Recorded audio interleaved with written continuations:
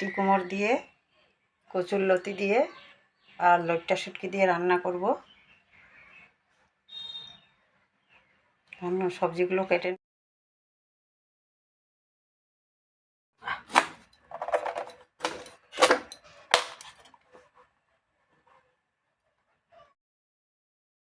কুমড়টা এখন আমি ডুমো ডুমো করে কেটে নেব। আমি শুটকিগুলো কেটে নিয়েছি, এটা লইট্টা শুটকি। এখন আমি শুটকিগুলো গরম জল দিয়ে ধুয়ে ফেলবো।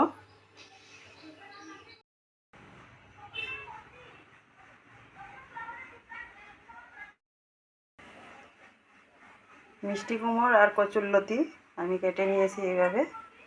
এখন ধুয়ে নেব ভালো করে। আমি লইট্টা শুটকি দিয়ে, মিষ্টি কুমড় আর কচুরলতি দিয়ে রান্না করার জন্য মশলা নিয়েছি। এখানে রসুন আর কাঁচা পাকা লঙ্কা একসাথে গুঁড়ো করে নেব, আর পেঁয়াজটা কুচি করে দেব। আমি শুটকিগুলো আগে ভাজা করে নেব। তেলটা গরম হয়ে গেছে, শুটকিটা ভাজা করে নেব। একটু আমি হলুদ গুঁড়ো দিয়ে দিছি আগে।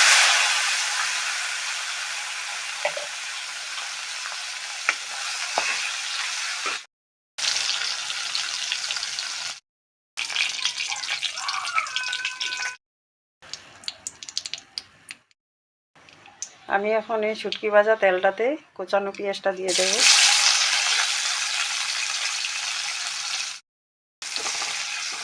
পেঁয়াজটা হালকা লাল ভাজা করব।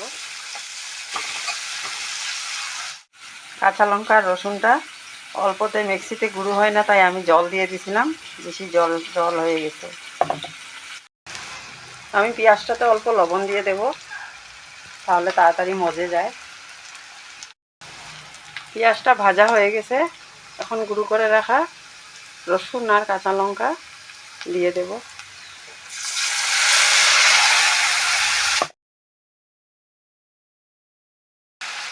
হলুদ গুঁড়ো দিয়ে দেব, আন্দাজ মতো লবণ দিয়ে দেব।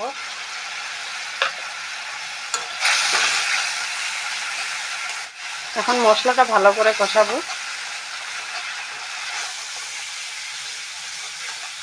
মশলাটা কষানো হয়ে গেছে, এখানে কুমড়গুলো দিয়ে দেব।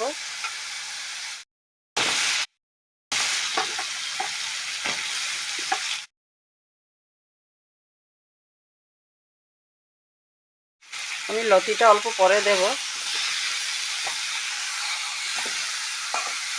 লতিগুলো দিয়ে দেব।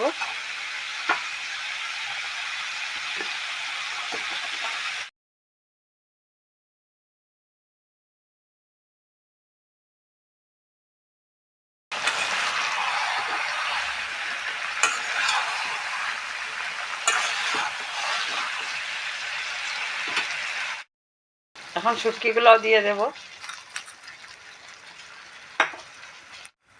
এখন ঢাকা দিয়ে রাখবো। এখন আমি 1 কাপের মতো জল দিয়ে দেব।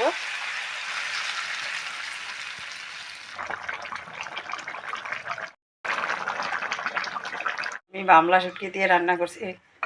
আমাদের এখানে বাবলা শুটকি বলে, কেউ কেউ লইট্টা শুটকিও বলে।